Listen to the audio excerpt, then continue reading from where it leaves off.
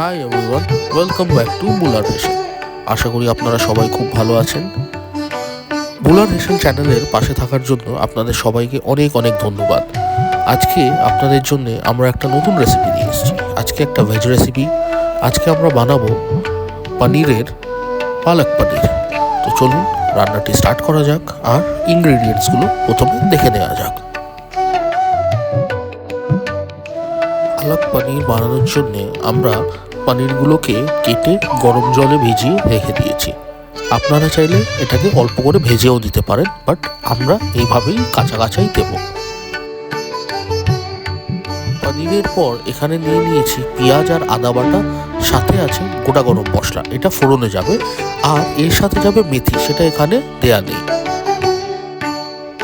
Finally আমরা এখানে নিয়ে নিয়েছি পালং শাক বাটা।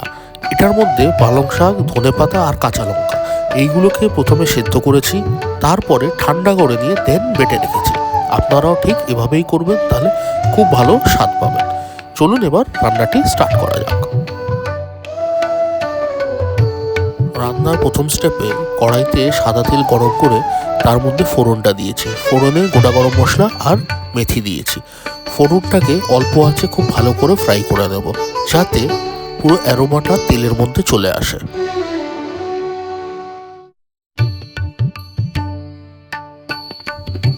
হাই হিটে ফোড়নটাকে 1 থেকে 1.5 মিনিট ভেজে নেওয়ার পর এবার নামিয়ে দিচ্ছি। এটা আর আমাদের কোনো কাজে লাগবে না। ফোড়নের যে সুগন্ধ অ্যারোমা সেটা তেলে অলরেডি চলে এসেছে, ওই বেসের উপরেই আমরা রান্নাটা কন্টিনিউ করব।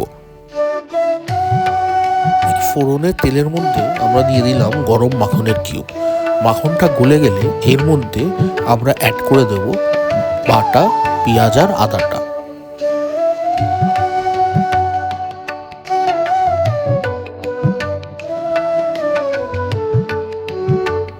পেঁয়াজ আর আদা বাটা অ্যাড করে বেশ খানিকক্ষণ আমাদের কষিয়ে নিতে হবে, যতক্ষণ না মশলাটা ভাজা হচ্ছে আর হালকা হালকা বাদামি কালার আসছে।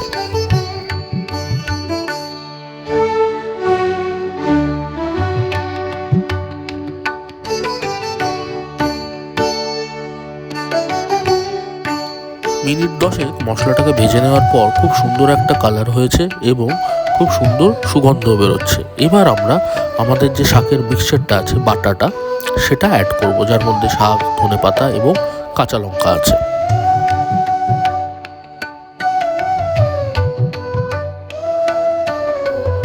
শাকের মিক্সচারটা অ্যাড করার পর কিন্তু কন্টিনিউয়াসলি এটাকে নেড়ে যেতে হবে, যাতে নিচে না লাগে।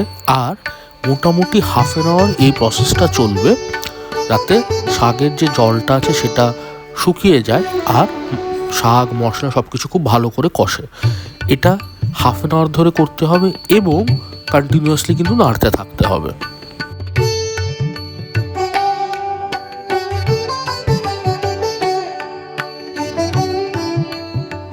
হাফ অ্যান আওয়ার ধরে শাকটাকে রাঁধতে দেখুন হাফের কম হয়ে গেছে কোয়ান্টিটি, মানে যা জল ছিল সেগুলো বেরিয়ে গেছে, মশলাটা কষে গেছে। এখন আমরা আবার খানিকটা মাখন অ্যাড করে দিলাম। মাখন অ্যাড করে খুব ভালো করে মিক্স করে নেব। শাকের মধ্যে মাখনটা মিক্স করে নিয়েছি। এবার আমাদের ফাইনাল স্টেপ, আমরা গরম জলে ভিজিয়ে রাখা পনিরগুলোকে অ্যাড করে দিলাম। পনির অ্যাড করে দেওয়ার পর অল্প একটু নেড়ে চেড়ে এটা আমরা ঢাকা দিয়ে দেবো এবং গ্যাস বন্ধ করে দেবো।